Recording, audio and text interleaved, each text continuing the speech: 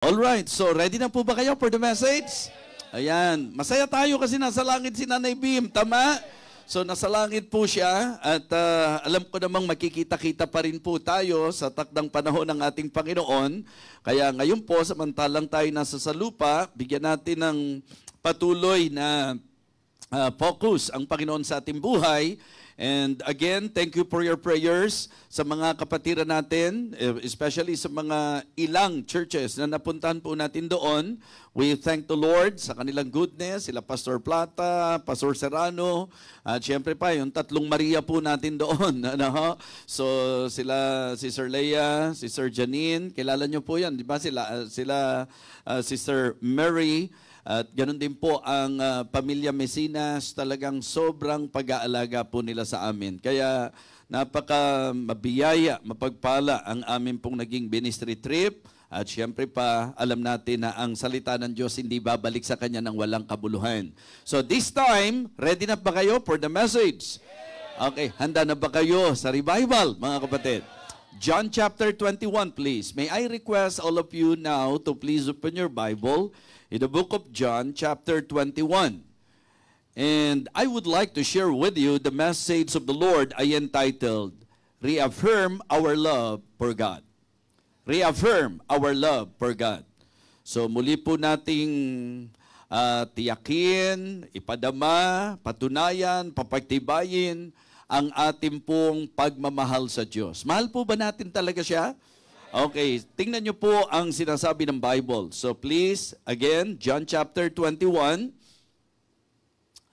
All right, beginning verse number 1. After these things, Jesus showed himself again to the disciples at the Sea of Tiberias, and on this wise should he himself. There were together Simon Peter and Thomas called Didymus, and Nathanael of Cana in Galilee, and the sons of Zebedee, the two other of his disciples. Simon Peter said unto them, I go fishing. They say unto him, we also go with thee. They went forth and entered into a ship, and immediately, and that night they caught nothing. But when the morning was now come, Jesus stood on the shore, but the disciples knew not that it was Jesus. Then Jesus said unto them, Children, have ye any meat? They answered him, No. And he said unto them, Cast the net on the right side of the ship, and ye shall find. They cast therefore, and now they were not able to draw it for the multitude of fishes. Therefore the disciples whom Jesus loved said unto Peter, It is the Lord. Now when Simon Peter heard that it was the Lord, he girt his fisher's coat unto him, for he was naked, and did cast himself into the sea. And the other disciples came in a little ship, for they were not far from land, but as it were 200 cubits, dragging the net with fishes. As soon as they were come to land, they saw a fire of coals there, and fish laid thereon, and bread. Jesus said unto them, Bring up the fish which ye have now caught. Simon Peter went up and drew the net to the land full of great fishes, 153. And for all there were so many, yet was not the net broken. Jesus said unto them, Come and dine. And none of the disciples durst ask him, Who art thou? Knowing that it was the Lord. Jesus then cometh, and taketh bread, and giveth them, and fish likewise. This is now the third time that Jesus showed himself to his disciples after that he was risen from the dead. Verse number 15. So when they had dined, Jesus said to Simon Peter, Simon, son of Jonas, lovest thou me more than this? He saith unto him, Yea, Lord, thou knowest that I love thee. He saith unto him, Feed my lambs. He said to him again the second time, Simon, son of Jonas, lovest thou me? He said unto him, Yea, Lord, thou knowest that I love thee. He saith unto him, Feed my sheep. He saith unto him the third time, Simon, son of Jonas, lovest thou me? Peter was grieved because he said unto him the third time, Lovest thou me? And he said unto him, Lord, thou knowest all things. Thou knowest that I love thee. Jesus said unto him, Feed my sheep. Let us pray. Our gracious, loving God, our Father in heaven, thank you so much for this wonderful evening. Thank you for the opportunity once again to hear thy precious words. I pray, O Father, that you will continue to empower your humble servant. I acknowledge you, Lord, your power, your wisdom. Help me and guide me, O God. Reach the heart of your people, enlighten our minds, and encourage us, O God. Please revive us again. Thank you so much. I would like to commit to you this preaching, Heavenly Father. For all of these things I ask and pray in Christ's most precious name. Amen. Amen. You may now be seated. Upo na po tayo. So ito po yung pagkakataon na nakita natin na si Peter dumating doon sa punto na siya'y naapektuhan sa nangyari sa ating Panginoong Jesus. At dito po sa ating chapter na binasa, makikita nyo po na siya ay nagpasya na bumalik sa pangingisda. Okay? At dito, mapapansin po natin na sa kanyang naging kapasyahan, meron pa nga po siyang mga na-influensyahan. At ito po ay nahandito sa ating pong teksto. At dumating doon sa pagkakataon that after the resurrection of our Lord Jesus Christ, sa kanyang mga appearances, muli siyang nagpakita. At sa panahong ito, meron po siyang gustong i-accomplish. Dahil nga po si Peter ay bumalik sa pangingisda, dahil po ang ilan sa kanyang mga disipulo ay masasabi po nating lumayo sa kanya. So the Lord Jesus Christ with an specific goal and intention, pinuntahan po sila at ang tawag ko dito, panawagan para sa panunumbalik. Okay? I can say na ito po ay panawagan ng Panginoon kay Peter para siya ay bumalik doon sa kung ano ang pagkatawag po sa kanya. Kaya dito po sa verse number 15, very clear po yan. So when they had dined, Jesus said to Simon Peter, Simon, son of Jonas, lovest thou me more than this? So dito po natin bibigyang pansin ang ating mensahe. This is a personal question. This is a particular question. And this is a proving question. Ang ibig ko pong sabing personal, dahil talagang ang kinausap po si Peter. At masasabi natin particular dahil ang usapin ay ang tungkol sa intensyon ng Panginoon na gusto talagang sabihin sa kanya. At masasabi nating proving question sapagkat ang tanong na ito ay gusto ng Diyos na maging patunay ni Peter sa pagkakaalam ng Panginoon kung anong nasa puso niya. Mga kapatid, if you will consider yung pong third time na tinanong siya ng Panginoon, merong kakaiba na po sa sinabi po ng talata. Kasi sa unang dalawang tanong, ang sabi niya, Yea, Lord, thou knowest that I love thee. Yea, Lord, thou knowest that I love thee. Pero pansinin niyo po doon sa ikatlong pagkakataon na siya'y tinanong. Meron na pong masasabi nating, di ba, yung sakit sa kalooban, bigat ng puso dahil sa pangatlong pagkakataon, tinanong siya ng Panginoon. And you know what? Sapagkat nais ng Panginoon na patunayan ni Peter na totoong mahal niya ang Diyos. Amen? Mga kapatid, mga minamahal, nung sabihin po ni Peter, alam mo ang puso ko, Panginoon. Thou knowest the hearts. Di ba? Alam mo ang puso ng tao. Alam mo na mahal kita. Mga kapatid, hindi ko po maisip na dito po sa pahayag na ito ni Peter ay nagbibiro lang siya o hindi siya totoo sa kanyang sinasabi. What I would like all of you to see is that it is sincere, it is true that Peter loves the Lord. Mahal niya talaga ang Panginoon.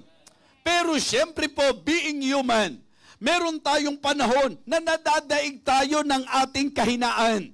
May mga pagkakataon po na kahit mahal natin ang Panginoon, tayo po ay naapektuhan ng mga nararanasan natin sa buhay. Meron pong tendency tayo bilang tao na kapag tayo po'y nahintatakutan na kapag tayo po'y nakaranas ng bigat sa buhay, meron pong tendency na tayo po ay madala ng ating pong kahinaan. Ang ibig ko pong sabihin, for me, kumbinsido po ako na mahal talaga ni Peter ang Panginoon. Okay? So at dito po sa pagkakataong ito, ang gusto lang ng Panginoon, patunayan mo. Amen? You prove it. Because I believe, ang pagmamahal dapat pinatutunayan. Sabi ko nga, ang isang magandang illustration dito ay yung mag-asawa. Nagpakasal yan, nagsama po yan, at alam natin na sa usapang kasalan, ang isang binigyan ng sentro ay ang katotohanan, sinseridad ng pagmamahal nila sa isa't isa. Pagmamahal na nagatid sa kanila sa altar. Pagmamahal na nagdala sa kanila sa kapasyahan para magpakasal. Pagmamahal na kung saan nilaan na magsasama sila sa hirap at ginhawa. Pero alam po natin na bagamat ang bawat isa po ay totoo sa kanilang pagmamahalan, bilang tao, pagka po pumasok ang kahinaan, posible po na ang pagmamahalang ito ay maapektuhan.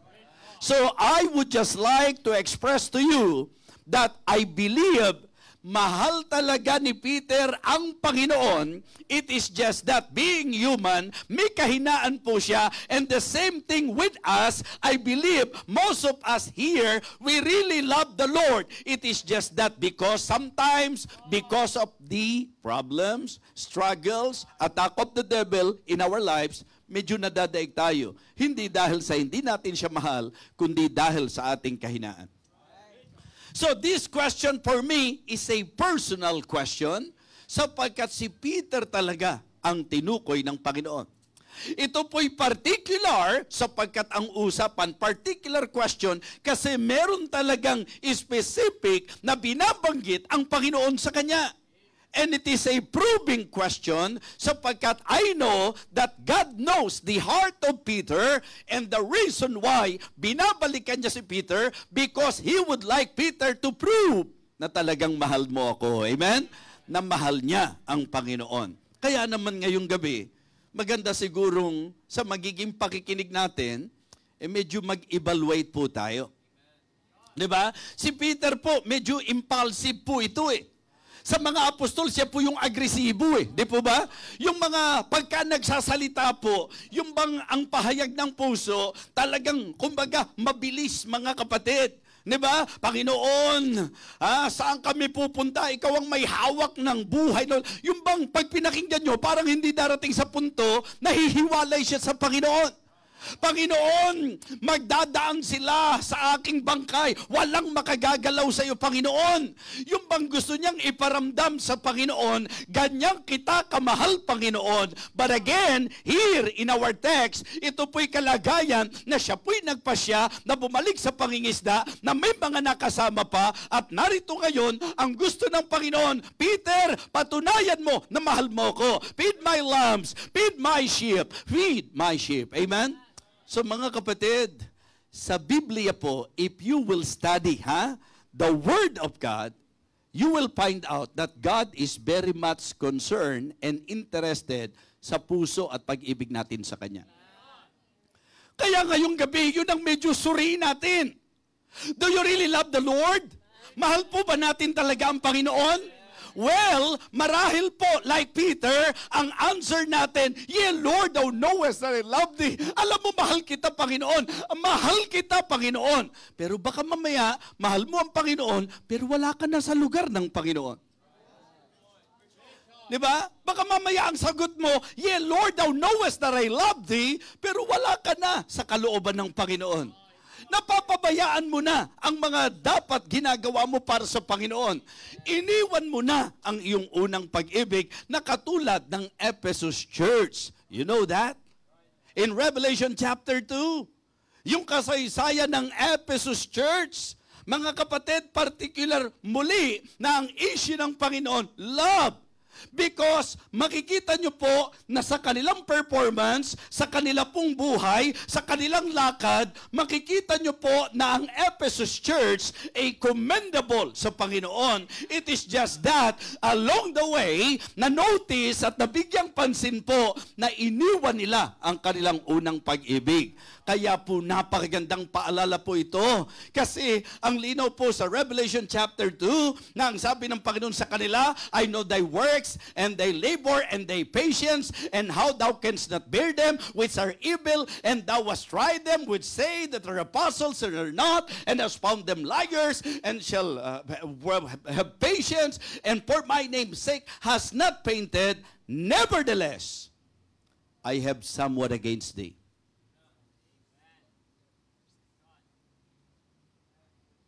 Because thou hast left thy first love.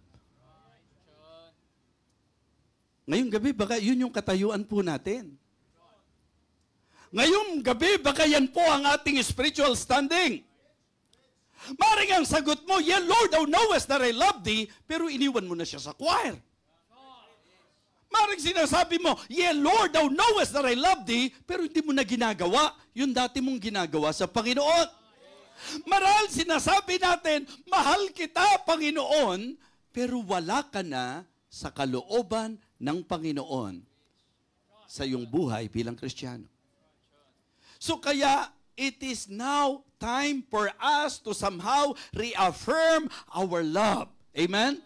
Reaffirm our love for God. Kung talagang mahal natin siya, balikan natin siya. Mga kapatid, don't forget that the first and great commandment of all is to love the Lord thy God with all your heart. Amen? Matthew 22 verse number 37, please.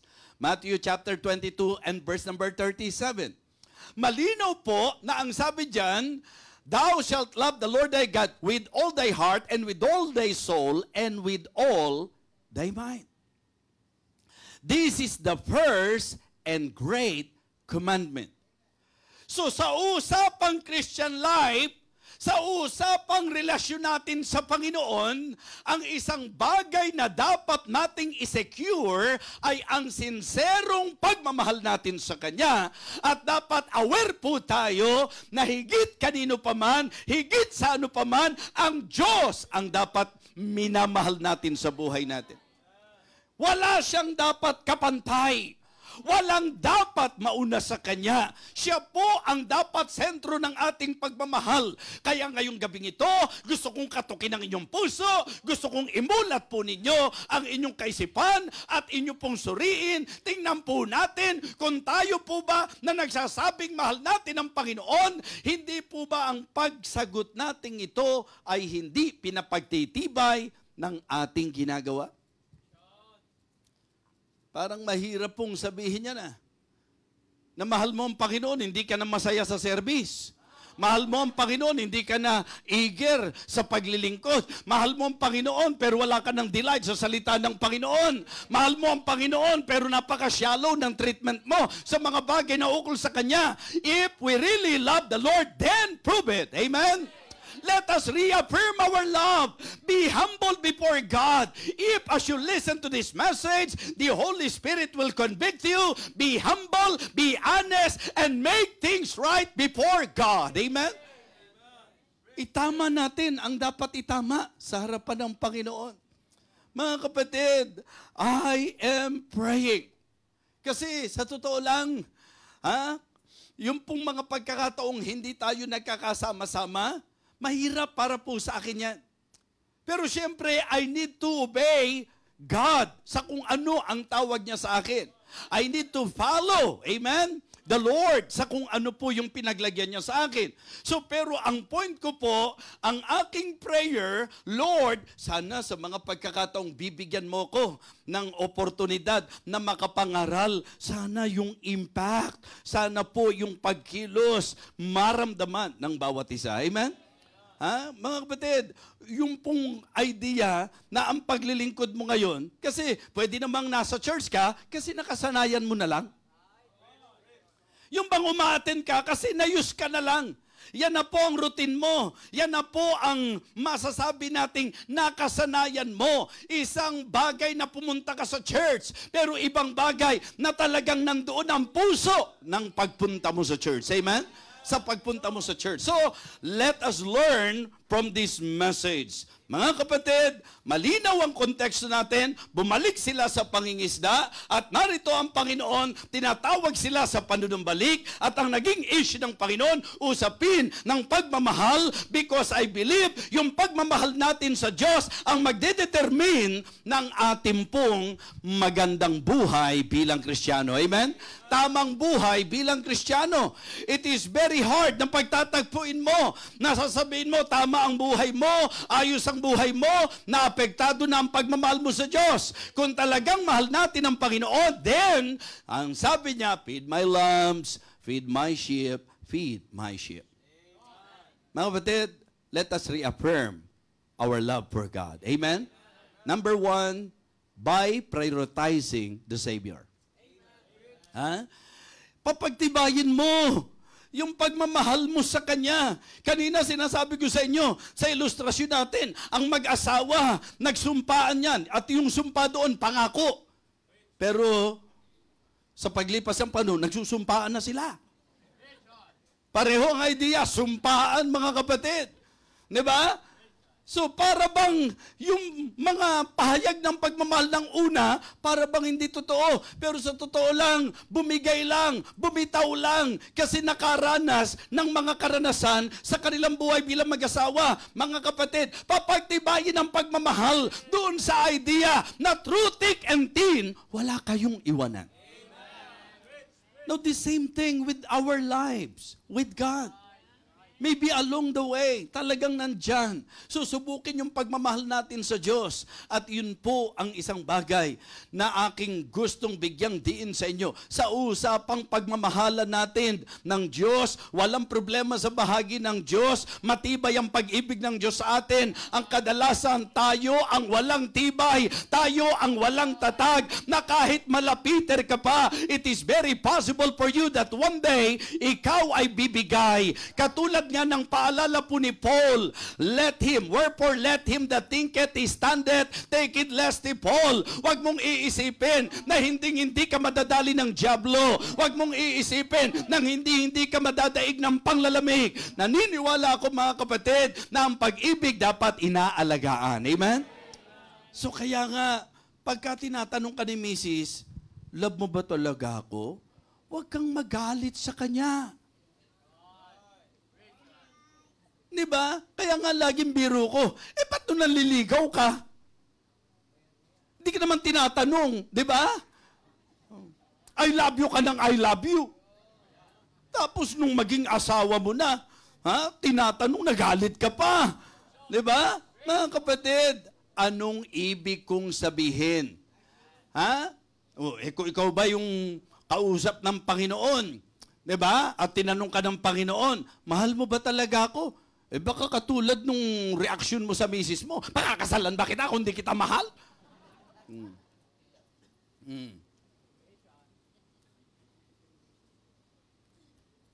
Ang punto lang po, mga kapatid, kung tunay yung pagmamahal, bakit hindi papagtibayin?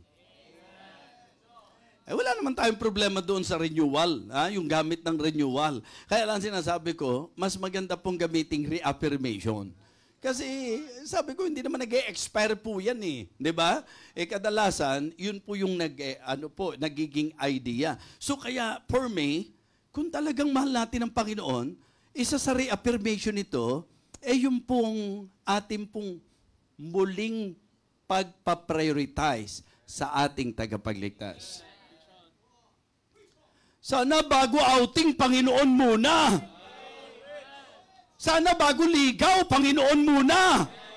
Sana bago trabaho, Panginoon muna. Sana bago ang kahit ano sa buhay mo, Panginoon muna. Siya ang dapat una. At sasabihin ko sa inyo, pag hindi natin naitama ito, pag hindi nyo naitama kung ano ang dapat na una, mamamali ka na sa pangalawa, mamamali ka sa pangatlo, sapagkat ang susi ng lahat, mailagay sa una ang dapat nasa una. Amen? Linggo kung ano-ano pinag-iisip mo. Linggo eh. Ang una mong isipin, linggo, worship to, worship. Amen? Sasamba ka. Ba't uunahin mo pa yung paglalaba? Ba't uunahin mo pa yung mga pagdating ng bisita? Ha? Mga kapatid, pakita mo sa bisita mo na priority mo ang Panginoon. At kung talagang gusto ka nilang bisitahin, dalhin mo sa church. Ay, alam nyo, pag linggo talaga, sa church kami. Kasi unang araw ng isang linggo, gusto namin talagang sa church kami. Ang nangyayari po ngayon, ang dali-daling pagpasyahan na hindi a-attend. Kaya nga sabi ko, may mga miyembro na pagka nag-evaluate, mahihirapan siyang bilangin kung ilan ang absent niya. Kaya para madalian siya, ang bibilangin na lang niya, ilang beses ba ako umattend ng isang taon? 3. Di ba? Isipin mo, daling bilangin nun.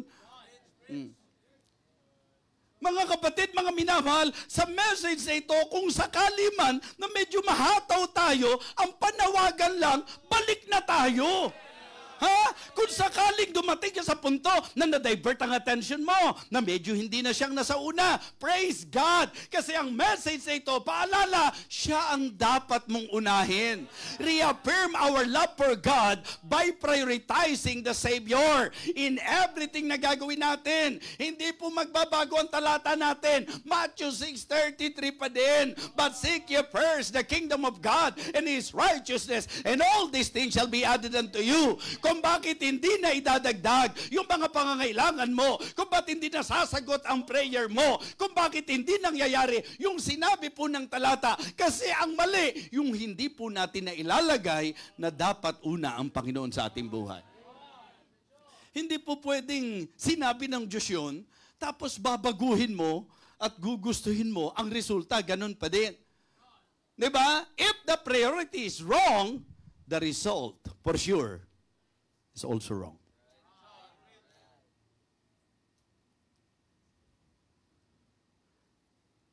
Mga kapatid, siya muna dapat lagi. Opo. Kasi kaya ka nakapagtatrabaho dahil sa Kanya eh. Kaya ka kumakain dahil sa Kanya. Diba? Kaya po, isang bagay na ipapaalala natin sa mga Kristiyano, put God first in your life. Kumbaga, hindi na tayo magmamatuwid pa sa sarili. Hindi na tayo yung magja-justify pa. Umami na po tayo. May failure tayo. Para bang si Peter, na mahal mo naman talaga ang Panginoon. Kaya lang mahirap pa pagtibayin yon. Kasi nga, mahal mo siya, pero ba't di na siya ang una? Mahal mo siya, ba't ang layo mo? Mahal mo siya, ba't wala ka na sa kalooban niya? Ang gagawin lang natin, we will reaffirm our love for God by prioritizing the Savior again sa buhay natin. Alam nyo po, dapat sa konsiderasyon natin, Diyos lagi ang una. Pero bakit to? Pagka nagde-decide tayo, ang una, sarili. Pag nagde-decide tayo, ang una, barkada. Pag nagde-decide tayo, ang una, trabaho. Pag nagde-decide tayo, ang una, yung mga bagay ng mundong ito. Mali ang priority. So, kaya mga kapatid, tanong, kung ang Diyos ang magtatanong sa iyo, lovest thou me more than this? Diba? Yung idea na, mahal mo ba ako ng higit? Ito po'y naglilid sa atin na siya muna dapat. Diba? Kung mahal mo, siya muna dapat. Kaya mga kapatid, huwag ho tayong magkakaroon ng panatag na kalooban na porke kay pastor ayos lang, ang ibig sabihin, di ba? Halimbawa, hindi kayo attend. Kayo naman ang Diyos ang nagkakaalam eh. Di ba? Kaya nga sabi ko po, kung kayo magpapaalam sa akin at ang paalam nyo po, alam nyo na pong hindi naman iyon talaga ang dapat, huwag nyo na ako idamay. Ay, hindi kasi gusto po namin lagi nagpapaalam sa inyo, pastor eh. Mga kapatid, mga minamahal, alam natin na ang oras ng Panginoon, wala pong mas hahalaga dyan. Okay? Please, maging ano naman tayo. Yung bang sabihin nating open-minded naman tayo. Hindi naman ibig sabihin nito kasi may mga unavoidable circumstances po. Ang sinasabi natin, yung ito na maging buhay mo, na easily i-give up mo. O kaya, medyo ipagpapalit mo yung mga bagay na para sa Panginoon. May mga times na hindi mo mai-avoid dahil doon sa sitwasyon. Pero iba po yung talagang ang priority mo, sarili mo na. Okay, heto po ang simpleng illustration dyan. Sige po, a-attend ako pag may time. Diba? A-attend po ako pag wala akong gagawin. Diba? Siguro kung wala po akong bisita, kung wala po akong trabaho, kung wala po, mali.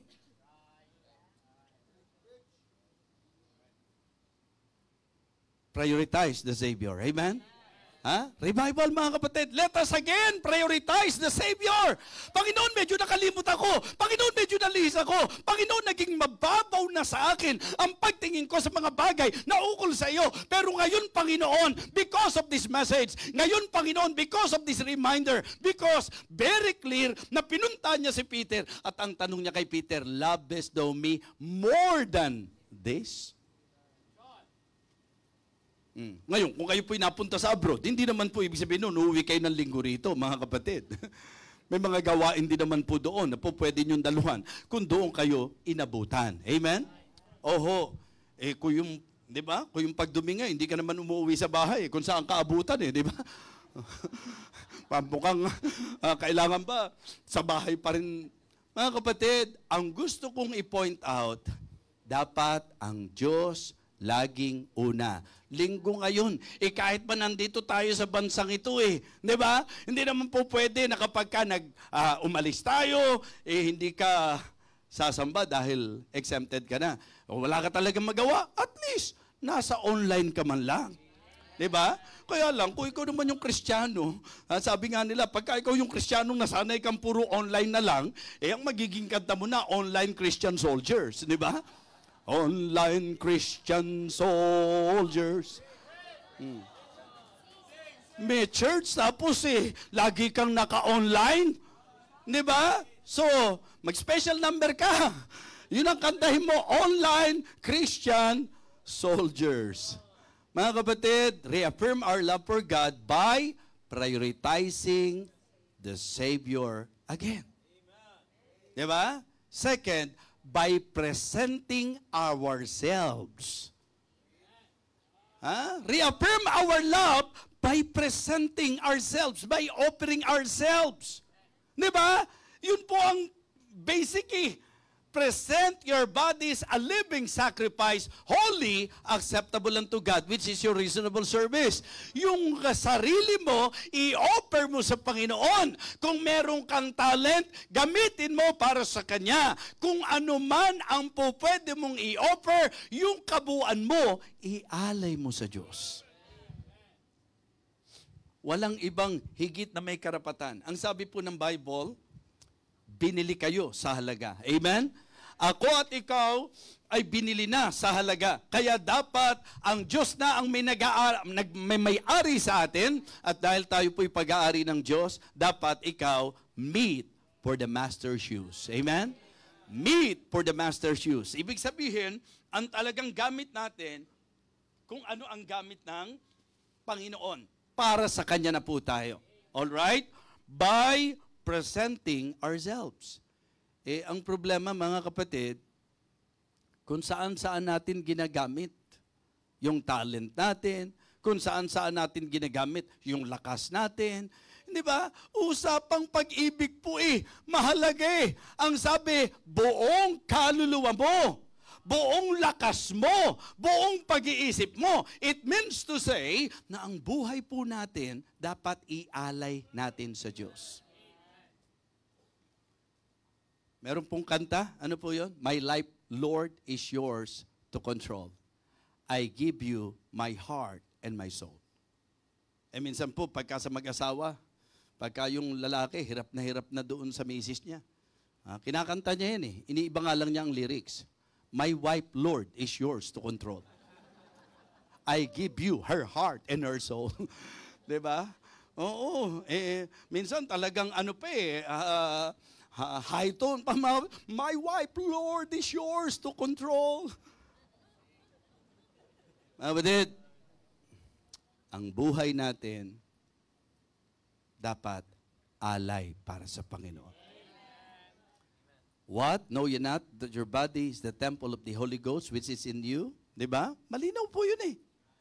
Ang pinakadiin po doon, for ye have been bought with a price. Therefore, glorify God in your body which are God's. Gamitin po natin, ialay natin ang sarili natin sa Diyos. Amen? Reaffirm our love for God by prioritizing the Savior, by presenting ourselves, and by, mga kapatid, participating in the service.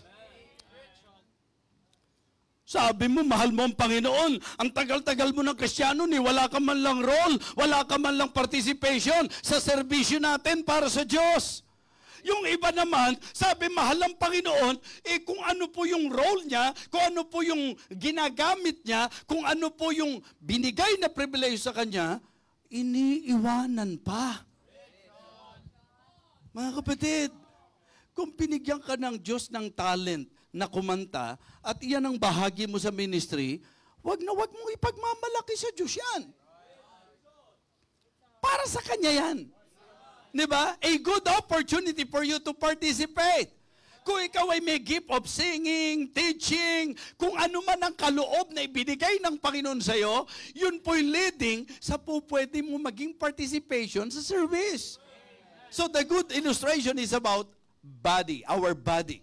Iba-ibang bahagi, pero kailangan mag-function lahat yan. Now, the same thing is true na sa church na ito, mga kapatid, hindi po iisa ang talentong ibinigay ng Diyos at hindi iisa ang binigyan ng talento ng Diyos. Amen? So what I meant to say, all of us here, halimbawa po sa ministry ngayon sa Canada, doon sa mission po natin, hindi pa sila matagal, hindi pa sila marami, pero nakakatuwang makita na yung mga members nagpa-participate sa service. Meron pong nagli-lead, meron pong nagsosong lead, meron pong kumakanta sa choir, meron pong, ganun ho ang magandang tanawin sa church. Reaffirm our love for God by participating in the service. Diba? Lord, paano kaya ako makakatulong sa church? Mahal kita eh. Gusto ko naman may bahagi ako sa serbisyo. Amen? Gusto ko naman maramdaman mo, Panginoon, na dahil mahal kita, hindi ko iaalis ang sarili ko, hindi ko gagawing exempted ang sarili ko sa usapang service, kahit taga-ayos man lang ng upuan, kahit taga-walis man lang ng sahig, kahit taga-bigay man lang ng songbook, ay wala na po tayong songbook ngayon, kahit taga-bigay na lang ng TV, yan po, mga kapatid.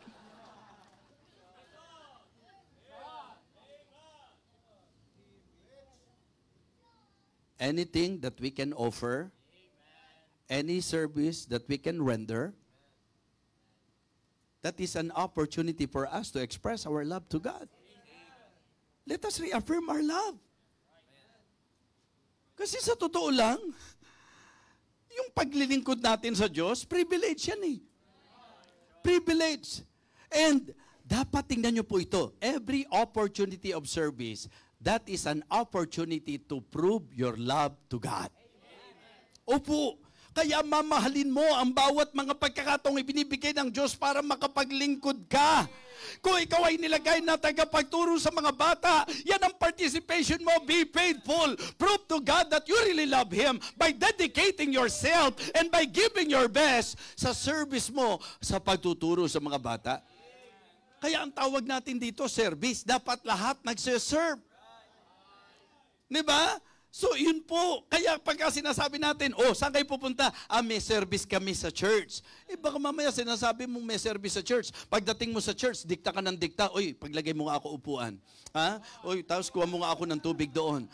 Tapos ikaw na nga magbukas din ng Bible para sa akin. Mga ganun ba?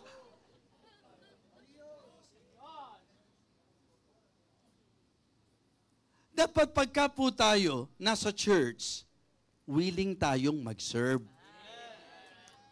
Magministeryo po tayo. Diba? Kaya yan ang gusto nating ma-develop sa ating mga worker, servant attitude. Opo, mga leader na marunong mag-serve, mga kapatid. Kaya nga napakaganda na sa usapang pag-ibig sa Diyos, mapagtitibay natin ito at muli nating mapagtitibay kung tayo po ay magpa-participate. Kaya nga ang message natin ay parang pwede nating sabihin exactly dito sa ating teksto na kung sakali man na ikaw ay umalis, na ikaw ay, di ba, bumalik na sa pangingisda, iniwanan mo na yung ginagawa mo para sa Panginoon, ito'y panawagan because you are sincere, you are true, na mahal mo ang Panginoon, babalikan mo siya. So kung ano yung serbisyo na ginagawa mo para sa Kanya. Amen? Ha? Kaya, tingnan nyo po, si Pastor Jabez nasa London na ngayon eh. Eh di salamat, may mga na-train. Di ba? Nalulungkot ako dahil kailangan po natin si Pastor Jabez dito. Di ba? Pero, meron pong po pwedeng gumawa. Kaya pag nakikita ko na may nagbibit na po dyan, nagkukondak ng sa choir, may tumutugtog na, tapos laging ganado pa. Hindi ko alam kung dahil in love na talaga, di po ba? Kasi, napapansin niyo po ba yung tumutugtog natin? O, bakit kaya ganun siya ka? Kasi in love siya. In love siya sa Panginoon. Kayo naman eh. Di ba? Tingnan nyo po, namumula. Mas maganda-ganda na po yan kaysa naninilaw, ano ho? Mga kapatid, ang ibig ko pong sabihin, hindi ba kapag ang isang tao in love, mararamdaman nyo po yan sa lahat ng ginagawa niya? Kaya kung talagang in love tayo sa Panginoon, hindi mabigat ang loob mo pag nagsiserve at hindi basta magawa mo lang sa serbisyo para sa minamahal mo, you will give your best, you will give your all because you want Him to feel that it is because of love. Tingnan nyo po itsura ng mga tumutugtog sa orkestra pag in love at hindi in love. Oh, sa Panginoon na. Sa Panginoon na. Muntik na tuloy ako mahulog, mga kapatid. Kita nyo? Pag mamahal ba yung mahuhulog na ako, tawa ka pa ng tawa dyan. So, yun po yung point, mga kapatid. Ang point po natin, okay, kung talagang in love, mararamdaman nyo, uy, bakit ganyan kang kasaya sa service? Bakit? Siyempre, in love ako sa Panginoon. At saka kay sister. Basta yung priority, tama. Amen? Huwag mong unahin, in love ako kay brother eh. At saka sa Panginoon. Di ba? Dapat una muna Panginoon. Amen?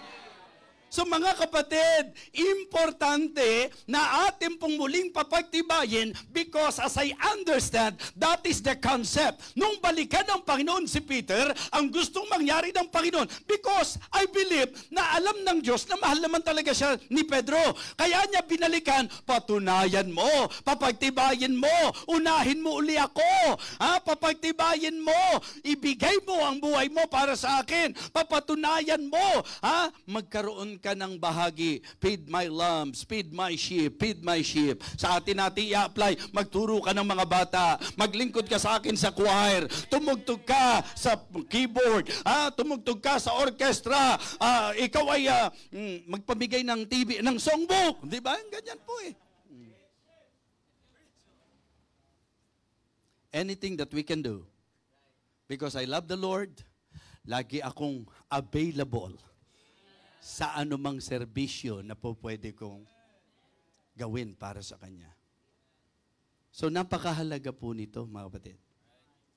If you really love the Lord, prove it.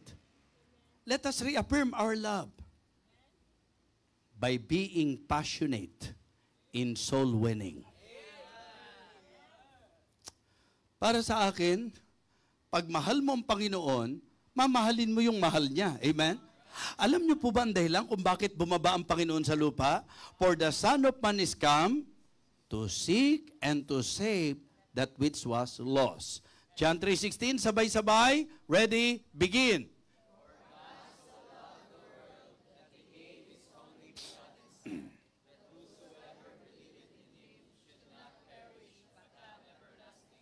Paano nyo na-memorize yan? Naintindihan po natin yung laman ng talata. Pag-ibig ng Diyos. So kaya ang pag-ibig niya nasa mga nawawalang kaluluwa. Kaya ang church, kung talagang nagmamahal sa Diyos, magmamahal yan sa soul winning. Magmamahal yan sa misyon. Magmamahal yan sa mga gawain patungkol sa Panginoon. Naku, how I wish na talagang magkaroon ng Sunday na magkakasama-sama tayo. Kasi ngayon, kumbaga, yung sitwasyon po ni Pastor Jabez, kakailanganin po talaga na mas maging maayos ang kalagayan doon sa pamagitan ng, as I understand, religious visa. Pero hindi pitik ng kamay lang yon. Kailangan ng mga Kristiyanong may pagmamahal sa misyon. Kailangan ng mga Kristiyanong may pagmamahal sa gawain ng Panginoon para mas maayos po ang katayuan niya doon. Kaya gusto ko po na i-challenge natin yung mga kapatiran po natin sa London, sa Living Water Baptist Mission London, kasi sa totoo lang, pwede na po silang i-organize. Gusto ko silang i-challenge, hati. Kung gagastos ng $250,000, magtig-kalahati tayo. Diba? Kasi pag tinignan nyo po $250,000, kung sasagutin ng isa yan, mabigat yan. Pero kapag yan po ay binigyang pansin ng nagmamahal sa kaluluwa, yung mga may passion for souls, mga kapatid, napakadali po niyan. Diba? Kaya kahit kay Pastor Tim, sinabi ko po sa kanya yan, na hindi po tayo yung umaasa kung kanino. Dahil tayo po ang inatasan ng Panginoon. Tayo ang nagsugo sa Kanya. So tayo ang una sa lahat dapat maging supportive sa Kanya. Diba? Wala tayong pilitan sa church. Alam niyo kung bakit? Kasi alam naman natin ang umiibig, hindi pinipilit. Oy, alam mo, dahil mahal kita, pipilitin ko. No. Pagka mahal mo with all your heart, gagawin mo. So kaya for me, hindi problema sa nagmamahal sa misyon ang mga campaign natin para sa misyon. Seryosohin natin yan because it is really a great blessing to see how the ministry in London is growing. And undeniably, it is because of the fact that there is somebody na nagsuko ng kanyang buhay, na nalayo sa kanyang nanay. Alam nyo namang isa sa pinakamahirap na challenge si Pastor Jabez, yung malayo sa nanay. Ayan o, iiyak na yan. Iiyak na yan. Naintindihan niyo po ibig sabihin?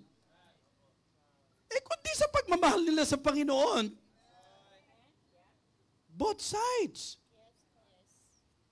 Pero kaya tayo nandito pa. Alam niyo po, kung langit lang ang dahilan, kung ba't ka iniligtas ng Panginoon, sana kinuha ka na pagkatanggap mo.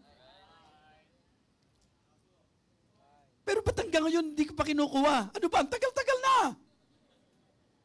Kasi may mission tayong dapat gampanan. Naintindihan niyo po? May misyon na dapat gampanan. Kaya let us reaffirm our love for God by being passionate in soul winning. Tingnan ko nga kung nakakasunod tayo. Ano yung number 1? By prioritizing the Savior. Number 2, by presenting ourselves. Number 3, by participating in the service. And then, number 4,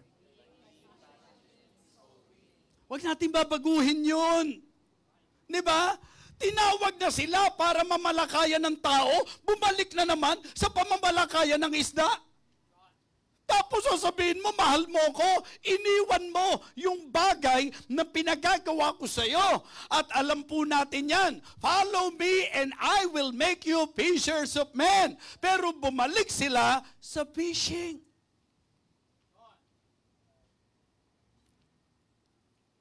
Hindi ka ba dapat matinag sa mensaheng ito? Na dati nakakasama ka sa soul winning, ngayon hindi na? Hindi ka ba dapat mabagabag na pare-pareho lang naman tayong Kristiyano, pare-pareho lang naman yung kaligtasan tinanggap natin sa Panginoon, tapos ikaw exempted ka sa soul winning? Kung sakali mang wala na sa iyo ang kakayahan, medyo bigyan mo man lang ng pan-Jollibee yung mga humahayo. Para kapag kami na-save, kasama ka. Alam niyo po yan. Dahil alam niyo namang sa Jollibee, bida ang saya. Kristiyano tayo. Sa soul winning, bida ang saya. He that goeth forth and weepeth, bearing precious seeds with him, shall let's come again with rejoicing, bringing the sheep with Him. Kaya ang matatanggap ng mga soul winner, crown of rejoicing. Kaya sa soul winning, bida ang saya. Kaya ano pa? Pa-Jollibee ka na. Hindi, nakakatuwa lang po kasi may mga members tayo na pag hindi nila kaya, nandoon sila eh. Yung bang, alam nyo po, kaya yung pagsuporta sa misyon, isang pagkakataon din na binibigay sa iyo para maging bahagi ka ng, diba? Halimbawa, si Pastor Marjay pupunta sa Japan. Hindi naman po maglalakad yan eh. Lilipad po yan mga kapatid. Mahirap naman lilipad yan nang hindi siya sasakay ng eroplano. Diba? Baka magulat tayo, kalahating katawan lang ang pumunta doon sa... So what I meant to say, meron pong means or ways na po pwede tayong magawa. So basta ang isang bagay na sinasabi ko, kung mahal natin ang Panginoon, iparamdam natin ang pagmamahal natin sa nawawalang kaluluwa. Ewan ko kung dumating na kayo doon sa time na, ano ba naman si Bishop? Tuwing may pupuntang missionary dito, lagi na lang. Tapos may love offering pa tayo. Tayo nga lang sa mga pangangailangan natin eh. Mga kapatid, kaya nga natin ginagawa yun eh. Dahil sa pagpapala mo sa mga naghahayag ng salita ng Diyos, doon tayo pagpapalain ng Panginoon. Di ba? So, yun nga lang. Parang nagkakasunod-sunod nga sila. Siguro nagsasabihan sila, uy, punta ka doon. Di ba? Parang ganun. Pero ang point natin, sa heart natin, ginagawa natin yan because of our passion for souls. Yun po ang dahilan. Kaya nabibless ako sa mga member natin eh. Naku, wala karekla-reklamo yan. Sige lang po ng sige yan, mga kapatid. Magreklamo na lang kayo kapag ka po, puro tayo pakuha ng love offering. Para kay FDB, love offering tayo.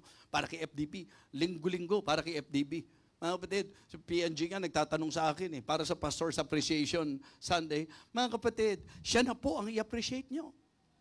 I mean, kung ano man yung something na nakasanayan nyo po, sa kanya po natin ibigay. Okay lang po yun sa akin. Mga kapatid, basta lahat ng nagpapagamit sa gawain ng Panginoon, bayaan po natin na maging bahagi po tayo sapagkat ang isang palatandaan o katibayan na mahal natin talaga ang Panginoon kung mahal natin ang mga kaluluwa. Yes. Kaya sabi ko, ipag-pray natin mabuti ang mga missionaries. Alright? Ito po, merong pagkakataon, ito usapang pamilya to. Tayo-tayo lang naman to eh, at saka yung lahat na nakakita sa atin sa online. Diba?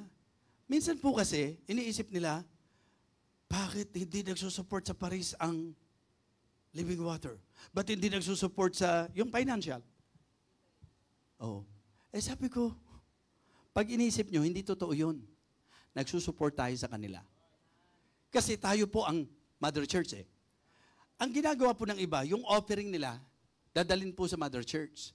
Ang ginawa lang po nating sistema, instead na dadalhin po nila ang kanilang offering dito po sa Mother Church, total susuportahan natin sila. Kaya ang naging desisyon na po natin, kung ano ang giving nila, yun ang suporta ng Mother Church sa kanila. Gagamitin po nila yung offering nila, yung giving nila sa operational expenses po ng mission. Kaya hindi totoong hindi sumusuporta financially ang church. Kung ibibigay nila yun, mas malaki yun, tapos support lang tayo ng, hindi naman po tayo nagmi-mission sa abroad para kumita eh. Hindi naman po hanap buhay ang mission eh. Souls ang ating pong concern. Kaya yun po yung ginagawa natin. Kaya dinidiretsa ko na po, sinasabi ko na po sa kanila, ang support ng Mother Church sa inyo, yung giving nyo, huwag nyo nang i-forward doon sa Mother Church. Yun na mismo ang support ng Mother Church sa inyo. Malinaw po ba? Magandang bilang pamilya, naintindihan nyo po yan. Okay? Ngayon, may mga pumupunta po sa ating mga missionaries. Pupunta sa Thailand, pupunta sa Vietnam, pupunta sa Cambodia, pupunta sa Pitugo. Kahit saan sila pupunta mga kapatid. Kasi yung iba po, puro abroad naman yung iniisip. May gawain din po dito sa Pilipinas. Di ba? Wala pong lamang doon. Kahit to yung mga nationals, ibig sabihin yung missionary dito sa Pilipinas, hindi po ang ibig sabihin, dahil sa abroad sila, sa foreign land sila, pareho po na dapat may burden tayo because both of them, they are winning souls para sa Panginoon and we need to have passion for souls. Amen? So yun po ang ginagawa natin. Kaya at least, member kayo ng church, naintindihan nyo po yan. Hindi po ako nagpapasupport sa kanila. Mga kapatid, ang buhay ko sa disenyo ng Diyos dahil sa kabaitan nyo po, mga members. Ang ibig sabihin, huwag nyo isipin dahil pumupunta ako sa silang no! Ha? Tahasan ko pong sasabihin sa inyo, ang amin pong buhay ay iniaangat ng Panginoon sa pamagitan ng mga members natin, ng church na ito, na natutong mga laga din sa kanilang pastor. Si PNG na po yun nandito. Huwag ko kayo masiwa sa akin. Kung ano po yung leading ng Panginoon na gawin nyo sa Kanya. Kumbaga, ito po, home base ko po ito bilang evangelist. Sige lang po, ganyan po tayo. Wala tayong iwanan. Ang gusto ko lang ipunto, ang kagandahan po sa inyo, naintindihan nyo po that as I do the task, being an evangelist, hindi yung lagi na lang wala si pastor. Kapatid, evangelist ako eh.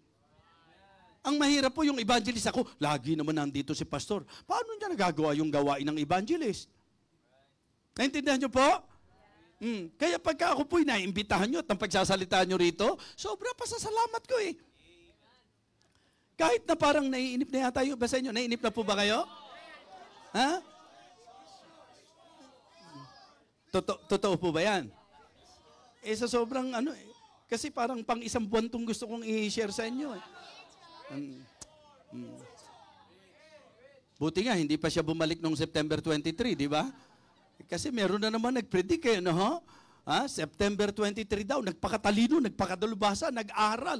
Sabi ko nga, kung magpapakatalino tayo, ang sinabi lang ng Bible, wherefore be ye also ready, for in such an hour as you think that the Son of Man cometh. Hindi nyo kailangan tuklasin ang date. Enough na alam nyo na babalik siya, at dahil mahal natin siya, gusto natin na abutan po niya tayo, na handa tayo, wag mo nang hulaan kung kailan. Ano na kaya ang ginawa nung nag-predict na yun ngayon? Isipin nyo kung maraming inatake sa puso dahil iniisip na babalik na ang Panginoon, di pa nanagutan pa yan. Huwag kayong makikinig sa mga ganon. Hindi nyo kailangang i-predict ang date. Kung gusto ng Diyos na ipaalam, sana sinabi niya sa atin. Basta ang tinuturo sa atin, yung signs of the near end, may mga manifestations po yan. Makikita po natin yan. Ngayon, yung idea po, ang ating bahagi, lagi tayong maging handa. Kaya nga, heto ko ngayon, nananawagan ako, let us reaffirm our love for God because I believe na ang pagbabalik ng Panginoon mas malapit na kaysa ng unang narinig natin at pinanampalatayanan nito. Amen? It's nearer than we first believe. Babalik ang Panginoon. Kaya sana sa message nito, yung mga soul winner natin, lalong gaganahan. Ha? Sana po madadagdagan ng bilang ng SWAT natin, mga kapatid. Kasi minsan, may panawagan sa SWAT. Ano sasabihin mo? So what? Hindi ho so what? SWAT. Soul Winning Action Team. Hindi ho pang Bible quiz yan, mga kapatid. Pang soul winning po yan. Okay. Bakit may mga ganun pa? Pinag-aaral tayo ng Bible. Sa soul winning kasi, dapat be ready always to give an answer. Kaya nag-aaral tayo ng Bible. Diba? Last.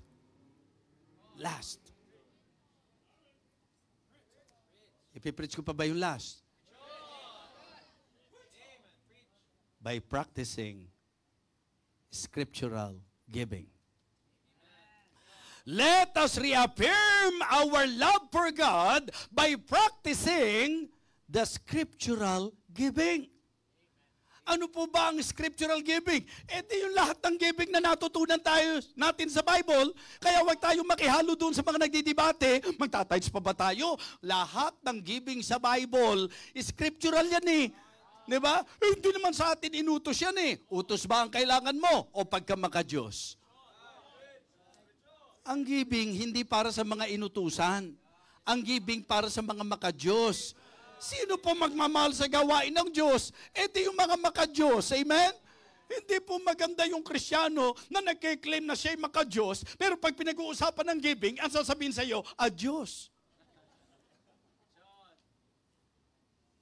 Di ba? Mag-sacrificial giving tayo, Diyos ko po. Di ba? Mga kapatid, mga minamahal, ang Biblia po ay nagturo ng tamang pagbibigay. Kaya kung mahal natin ang Panginoon, magbigay tayo, hindi nabibigat ang loob. Hindi napipilitan, not grudgingly or of necessity, for God loveth a cheerful giver. Pag sinabi mong tithes, make sure tithes talaga yan.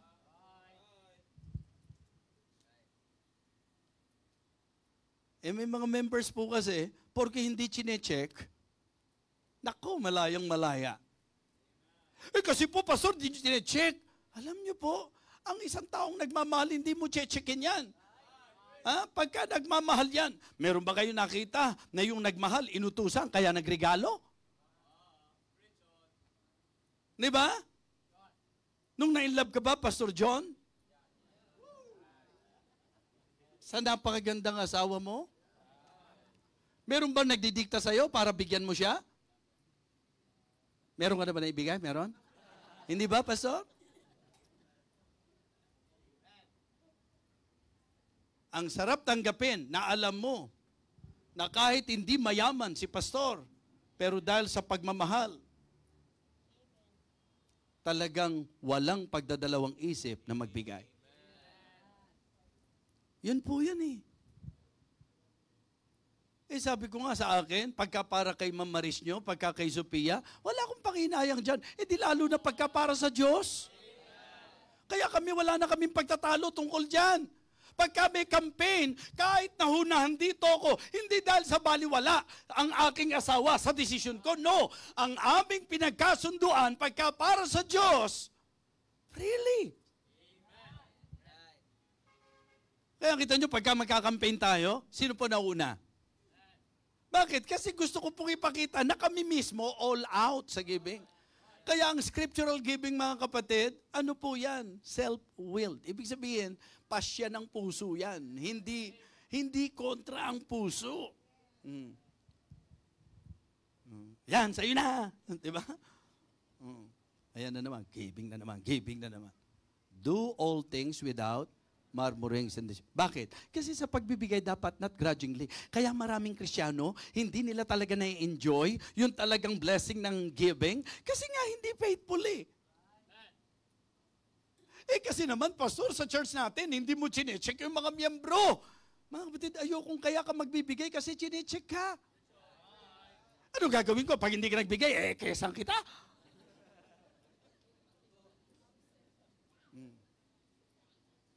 Ikaw sa sarili mo magsabi, mahal mo ba ang Diyos na hanggang ngayon di ka marunong mag-tithes? Mahal mo ba ang Diyos na hindi ka handang magsakripisyo? Mahal mo ba ang Diyos na kailangan pilitin ka pa? Mahal mo ba ang Diyos na kailangan? Mga kapatid, hindi ko kailangan chicken ng kahit sino. Ang kailangan ko lang mapagtibay yung pagmamahal natin sa Panginoon. Kasi pag nagmamahal, kusang bubukal sa puso yan, mga kapatid. Hindi mo kailangan piliting mag-special number ang nagmamahal sa Panginoon. Hindi mo kailangan piliting sumama sa service yung nagmamahal sa Hindi mo kailangan piliting umattend yung nagmamahal sa Diyos. Hindi mo kailangan pilitin sa giving yung nagmamahal sa Panginoon. Kaya yung nagmamahal sa Diyos, hindi nang didibati sa giving yan. Nag-iisip pa nga yan eh. Bukod sa natutunan natin sa Biblia, nag-iisip pa nga yan eh. Ano pa ba? What shall I render unto the Lord for all His benefits toward me? May membro nga tayo dito. Diba? Na kung saan, yung kanilang sinusuport sa akin, inilagay natin doon sa misyon. Ang ibig sabihin, yung ipinambabayad po, doon po yan nilalagay sa misyon. Karapatan ko po yun dahil para sa akin po yun eh. Bigay ng Panginoon yun eh. Pero alam nyo po, kahit ginagawa na yan, ngayon po, ang takbo pa rin ng isip, gusto pa rin po naming nararamdaman na nagbibigay po kami sa inyo. Pastor. Sabi po nung mga may edad na pastor sa akin, Pastor, actually, pwede ka mag-deputation kasi evangelist ka eh. Kung saan-saan ka pumupunta para dapat bilang evangelist, susuportahan ka. Mga kapatid, ang totoo po niyan, hindi po para magmayabang, hindi ko po siya naiisip kasi hindi ko naman nakitang pinabayaan kami ng Panginoon eh.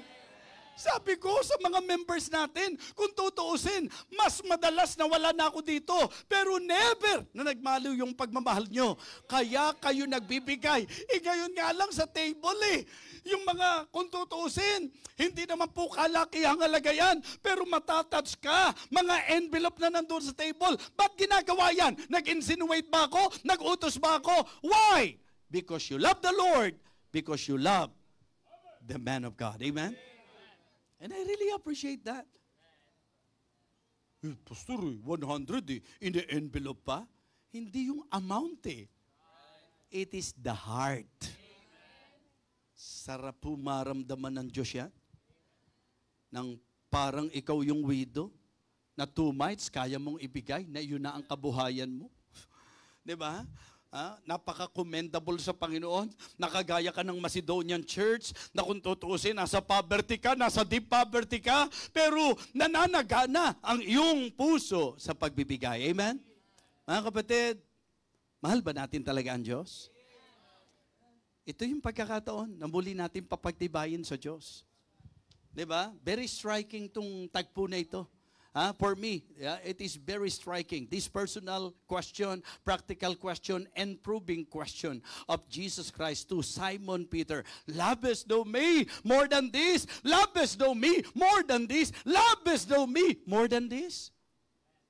Anong sagot? Yeah, Lord, thou knowest that I love thee.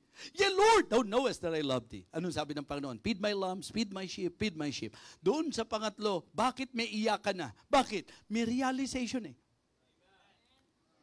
Because katulad ng marami, laging ang sagot, mahal ang Panginoon, pero hindi niya namamalayan na iniwanan na niya ang kanyang unang pag-ibig. Yung dati niyang ginagawa sa Diyos. Kaya ngayong gabi, I hope and I pray na ito po ay maging panawagan para balikan natin ang ating unang pag-ibig. Patunayan nating mahal natin siya by prioritizing the Savior, by presenting ourselves, by participating in the service, by being passionate in soul winning, and by practicing the scriptural giving. Selfless, sacrificing, di ba? Self-will. Yan po ang scriptural giving. Do you really love the Lord? Now is your opportunity to answer that question here in the altar. You come to God, you talk to Him, and tell God, Lord, I love you. Mahal kita, Panginoon. Yeah, Lord, I love you. Tumayo po tayong lahat.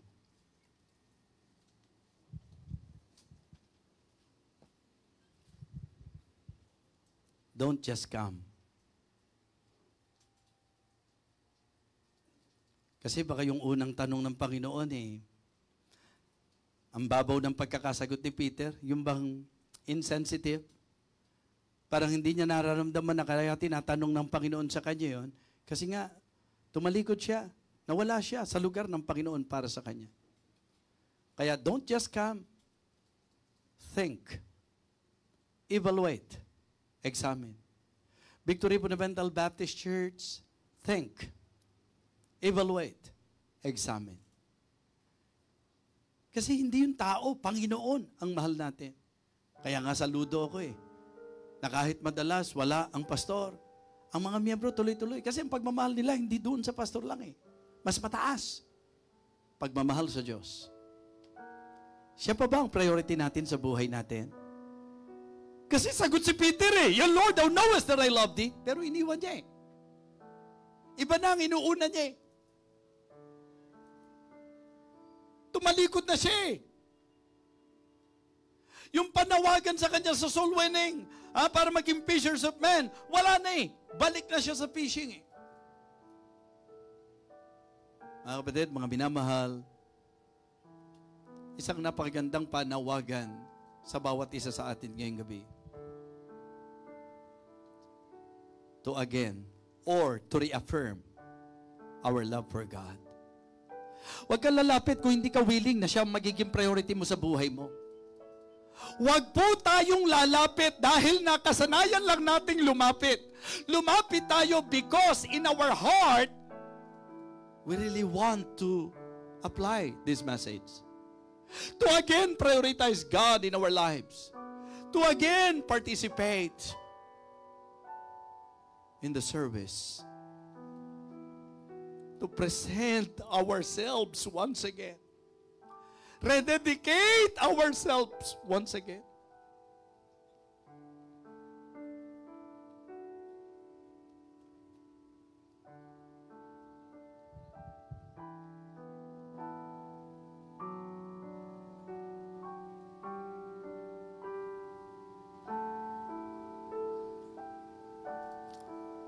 Paki-plus sa screen yung I surrender all. Sige po, tutuhanin po natin ang Panginoon.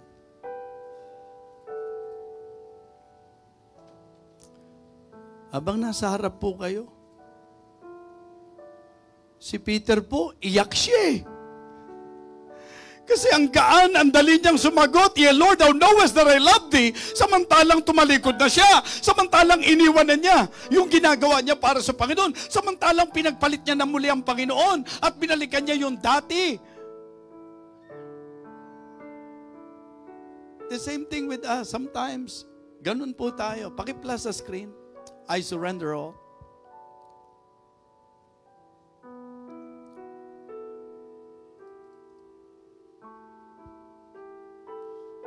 Let us sing this song. All to Jesus I surrender.